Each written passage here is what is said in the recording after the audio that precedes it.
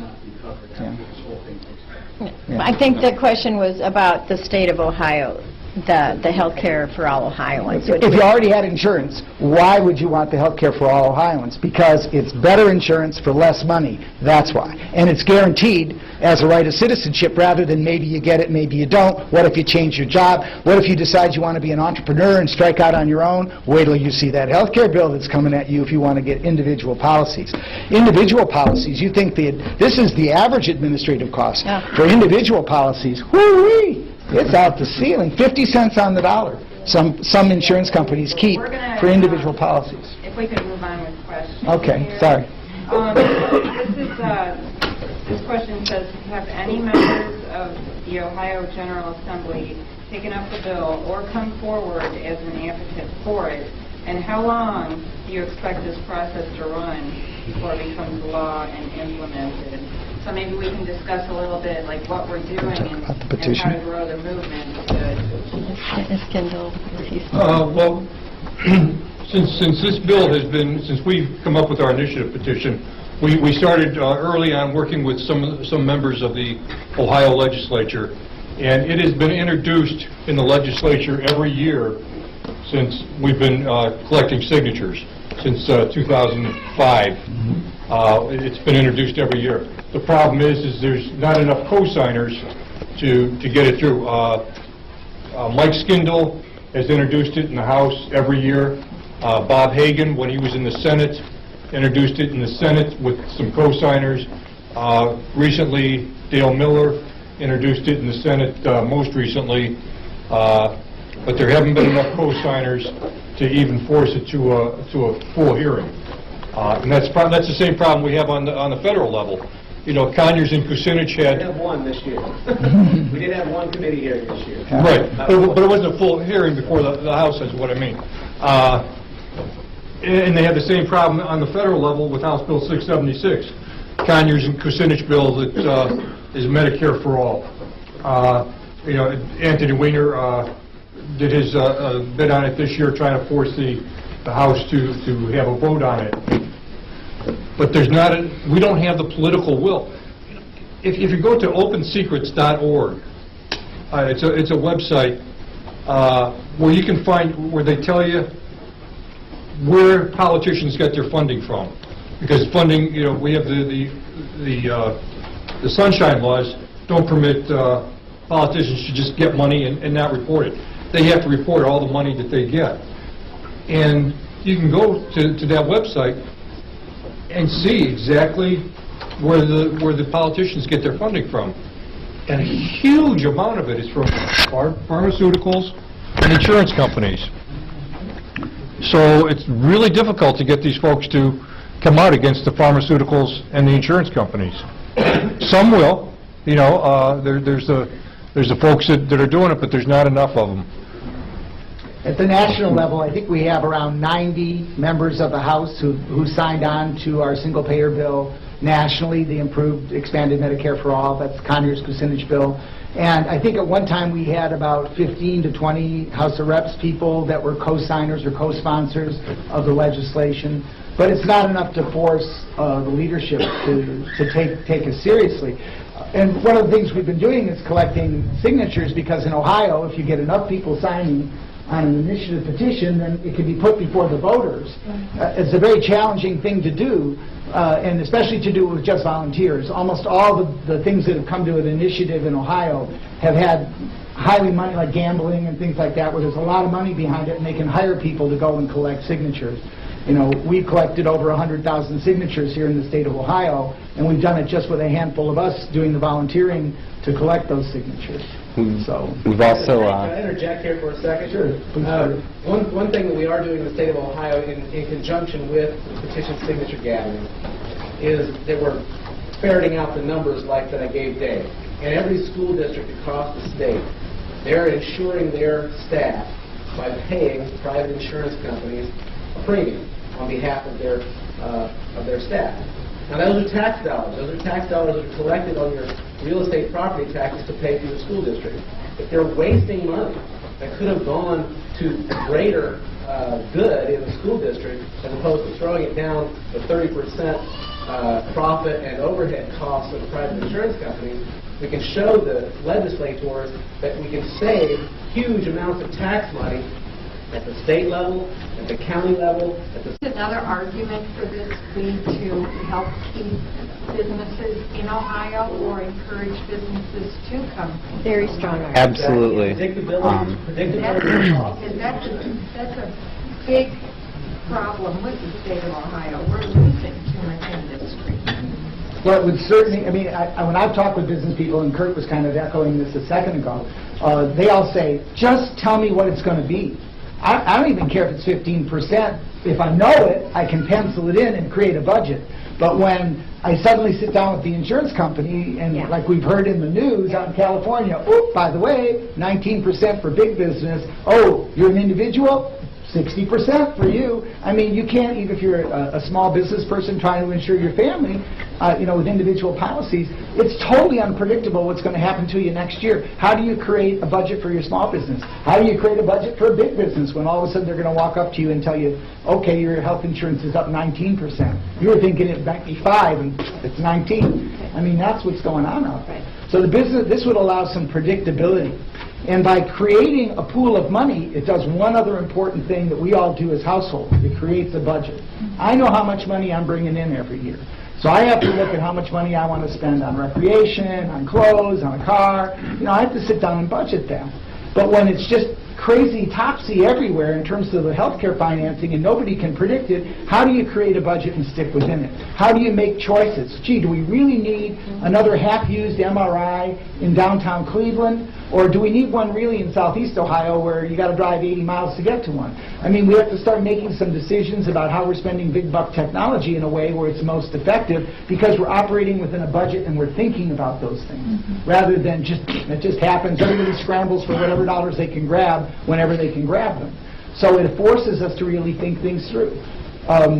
And this lady's got her hand up, so I'll show her. You mentioned that we don't have the political will, and He mentioned. oh, sorry, you mentioned, and I just find that a fascinating thing because you see, like, considering the facts, which are facts about the healthcare system as it is, and we see what happened with the federal bill, where the other side obviously had the political will in the healthcare battle, and by the other side, I mean people against the bill. How do we change that conversation? How do we seem to be, whether it's the media or the communication? A lot of that has to do with education and being visible in the public. This past weekend, I was at a peace rally in Washington. There were 10,000 people there. A few blocks away at the Capitol building, there were 2,000 people from the Tea Party protesting the health bill. They got more media coverage than we did. They were also a lot rowdier than we were, a lot crazier than we were. We've tried to kind of, in some aspects, we have lobbying visits and things like that, but we've also attempted to organize people because when you look at the statistics and you look at the polls actually show that 2/3 of Americans are in favor of this type of healthcare system, and close to 60% of physicians. The problem is the politicians do not know that because they're not hearing from us. They're hearing from the opponents loud and clear. They're not hearing enough from us. And so part of that has been to set up lobbying visits and letter writing campaigns, phone call days, things like that. During one of the hot points over the recent federal debate, we set up a day where we absolutely flooded Senator Voinovich's Cleveland office with phone calls and really upset his staff there. We've also had some more direct actions and things like that as part of kind of a national movement to really get out there with rallies. We've had sit-ins and things like that in the area to get more of a face in the media too. It's all an attempt to educate the public as well as show the politicians that, look, we are here, we do want this, and we're going to support you if you take a stand for this in the General Assembly or in Congress. Can I just add Well, I was gonna say- real quick? This is why we're all here. This bill, as we have seen, people have been working on healthcare reform and radical health care reform, and we need it. We need it 10 years ago. But what we need is a strong grassroots. We need to collaborate. We need to have more sessions like this. So if you have churches, you need to invite people like us out. You need to sign up and join up with Single Payer Action Network. And these are things you have to discuss with your neighbors, your family, your friends. And we have to get the word out. And then we have to get busy. And we have to, tell our legislators, look, it's we the people. And just Heather- really Heather- important, can I just say real quick, is what we're hoping to do tonight is start a Lorraine County chapter of Span Ohio. We've got 2 chapters in Cuyahoga County, but it would be great to have a chapter in Lorraine County. I mean, the more chapters we have, we work together, the more we talk with folks, the more people break through a lot of the myths and lies we've been fed, especially in the last 9 months. When people really get what this is about, there's just no turning back. So jump on board when you're done. Come on up here and sign up, because we really want to build a chapter for this county. Hey, Heather, I'd like one other important point to this. The political will in Ohio does not rest in Columbus. On the federal level, the political will rests in Washington. And that's why we're going with an initiative petition route.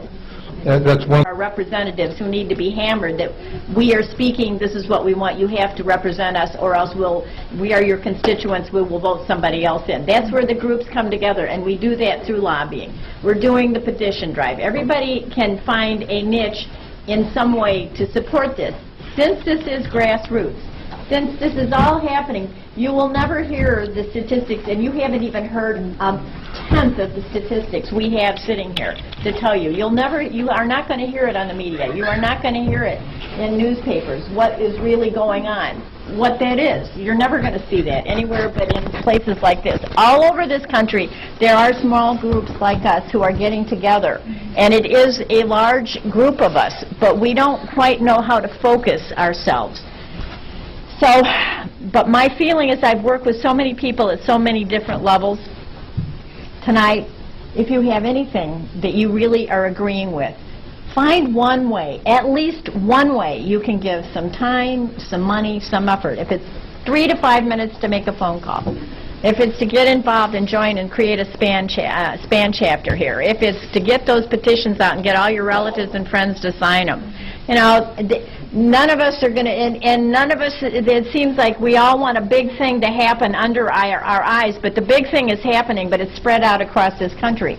But it needs all of our will to do something. Does that answer you? So if you want to lobby, get with a group that's lobbying. There's so much available to do now about this, and it has to be done by us or it won't happen. We were about out of time, and we still have quite a few questions. I mean, this is so important. This gentleman has a question here. Yeah, I just quickly, has there been any support from institutions, both public or private, for this plan? Has there been any outreach done to them? What's been the response from them, if indeed there has? As far as institutions go, the most support we've had has been from some of the labor unions, but it's always been a secondary issue. There's always something else that's more important. So, right. So I believe once we get the first round of signatures in, and we show ourselves to be a force to be reckoned with in that way, I believe that we will see money from the labor unions, from the churches, and from other institutions for the second round of signatures. And it's going to take money. It's going to take millions of dollars. On the website, you can see the entire list of all the folks who signed on to this organization at one time or another. There's a list of a few hundred organizations, unions, churches, individuals. Both at the state level and nationally. So, the AFL-CIO has nationally come out and voted at their last National Congress to support H.R. 676, single-payer Medicare for all. So they voted on it. Now, will they put their effort and money where their mouth is a different issue. Presbyterian Church is a strong supporter of this. Unitarian Church, a strong supporter of this. In the past, the United Church of Christ has been a strong supporter of single-payer national health insurance and of our efforts. So I think that there is institutional support. But there's a tipping point in these things where people can kind of see this. I actually would tell you, my personal belief is we would not have health care reform as half-baked as it is that just occurred. Was it not for people like us saying we need single payer? Yep. Because the insurance companies were fearful. They're experts, and I've read their experts talking to them about it. If you don't cooperate, if you don't do something to change some of these things that are going on in this country around health insurance, we'll have single payer. That's what they say. We are the threat. We are the threat to their very existence. So I don't even think we would have gotten the half-baked reform that's going to leave 25 million people uninsured That's right. had there not been people out there, some of them willing to go to jail, because Baucus put, we tried to testify in front of the Baucus committee, and he put 5 doctors in jail. He put 5 doctors in jail. We'd like to testify about single payer. You're out of order. We'd like to but I'm, and we're talking about not just slouchy people either. How many people in this room knew that before tonight? That doctors had been arrested trying to testify before tonight? Certainly. That's the problem with The our media just media. really didn't cover it. They did a little. I mean, Bill Moyers had one of our advocates, Margaret Flowers. Other than the advocates that Right, know about right. single payer, Bill I Moyer. didn't see this in the night. You can actually I see just need that. to make some important points about the media blackout, okay? Obama refused to allow single payer to be discussed right here in Cleveland at the Democratic Party platform. You're right. Shame on him. In 2008. Obama and the congressional leadership refused to allow any single payer advocate to participate in any way in his health care committee between December of 2008 and February of 2009 when they were putting together proposals. Of course, these health care executives making billions of dollars were given seats of honor at the table. Max Baucus's committee refused to allow any single-payer advocates even to testify. And as Dr. Ross indicated, when 8 of them stood up, of which I guess 5 were doctors, Three nurses, I'll say. he had them all arrested and carted off to jail. And his comment was, we need more police on Capitol Hill. And just this past February 25th, when Obama held his summit at Blair House, right across the street from the White House, Dennis Kucinich and a bunch of other people for single payer asked if they could participate, and the answer was no. So they will let the craziest Tea Party right-wing wackos in on this debate, but they won't let this point of view, which is the approach that is used by every other advanced industrialized country in the world, even be heard. Thank you, Fritz. I think that there are some things that we, with the president, I think that there are some things that he knows what he's doing because the bill was passed. We have to recognize that, and I think that what we're doing here is to continue to get what has to be done. I don't like opposing anybody, or they're all doing what they think is right. We're getting the facts about what's happening to us people, and we're figuring out what's right for us, and we're going to speak up. We have that right in this country to keep speaking up and working on our representation. Question. The next one that I have is pertaining to the Healthcare for All Ohioans Act, and will everyone be forced to take part in this? Yes. Yes. You will have to pay your taxes. Yeah, You'd have to pay your taxes. I'm sure if you want to tip the doctor after he takes care of you, it's okay, but the coverage is already going to be Kinda taken care I of. think about it a little bit like, we would not encourage additional insurance. As a matter of fact, up in Canada, they've outlawed additional insurance over and above anything that's covered by their plan because they're worried that they'll get this sort of separation. Oh, I've got extra insurance, so the doctors, and we know that happened in Canada. They actually allowed additional billing for some eye surgery in Alberta, and the lines for eye surgery grew for those that were not willing to pay extra because the eye doctors all said, oh, I'll take the people who can pay extra. And there weren't more doctors. So they finally figured out, gee, maybe we need a few more eye doctors in Alberta. Already going to be Kinda taken like, care I of. think about it a little bit like, we would not encourage additional insurance.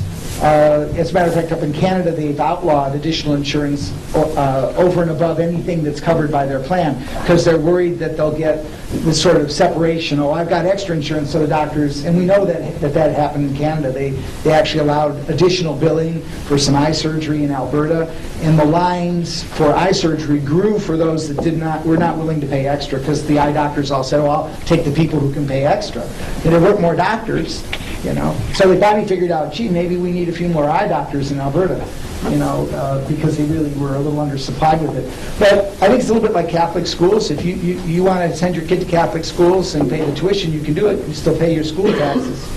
Well, I think, you know, from a patient standpoint, what's going to happen for us is we're still going to go to our same doctor, and the difference for us is going to be that we're going to have a wider choice of doctors because there won't be networks, and we're not going to be paying co-pays, and we're not going to be worrying about deductibles because we're not going to be asked to pay any of those anymore. So we don't have to worry about the prescription, whether it's generic or name brand. We can afford it. You know, and we don't have to worry about if the doctor orders an MRI. We can afford it because there's no copay. Yeah. It would be our intention also to probably bargain with the pharmaceutical companies and say, look, we've got, you know, 5 different heartburn medicines here, all of which are basically Tweedledee and Tweedledum of each other. Give us your best price. We're picking 2 of the 5. You know, and all of a sudden that price goes down. We know that's true because the veterans do it.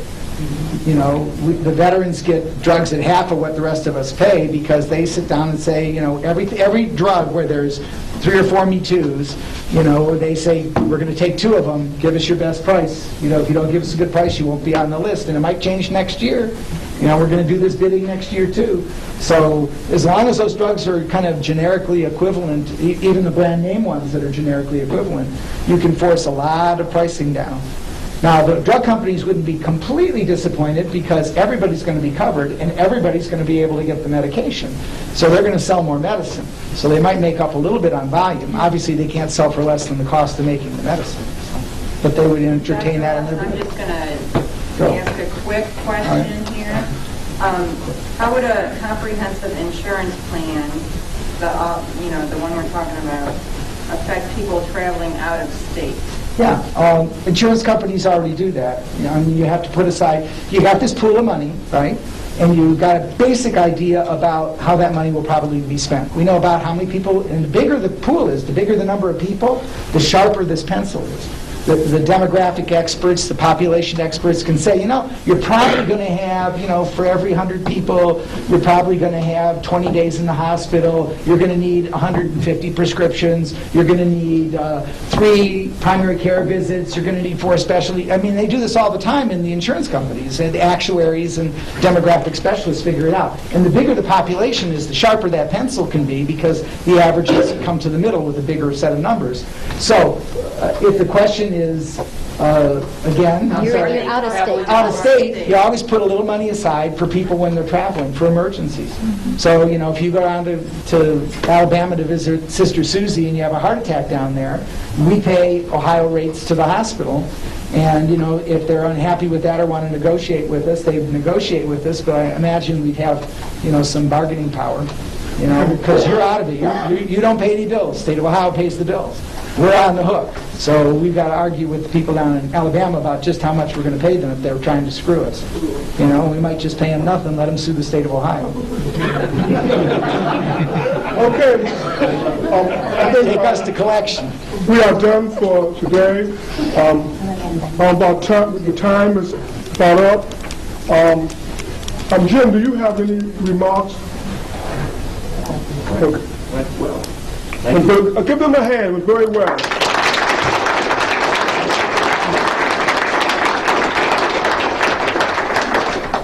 If you'd like to see more of this grassroots intervention, come to our next forum. You'd be surprised how many people told Helen, Dana, Ruth, and I that this will not work. They said, well, don't have it because only 2 people are going to be here. There. And one thing's important, that we have to start to have a policy are based on principles and not name calling. The reason why the health care bill passed, it was not because they had more votes. It was because it was dirty, rotten, and stinky. On Tea Party problem. So I want to tell you, this is the way to do it. So our next workshop, we'll announce it to you.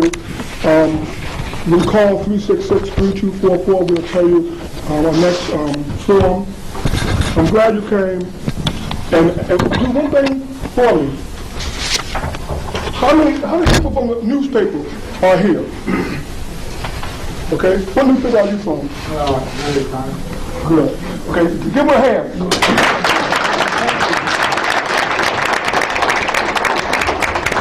How many people from radio are here? We got cable access news here tonight. Okay, give them a hand.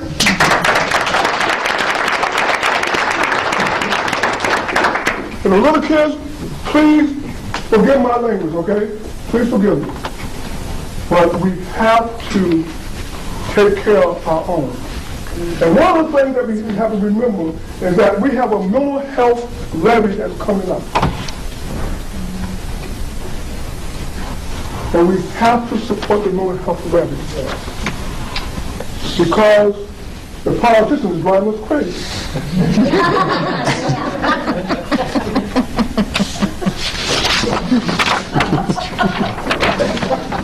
The more stress. Oh, Chris. And vote for instant fraud. Thank you.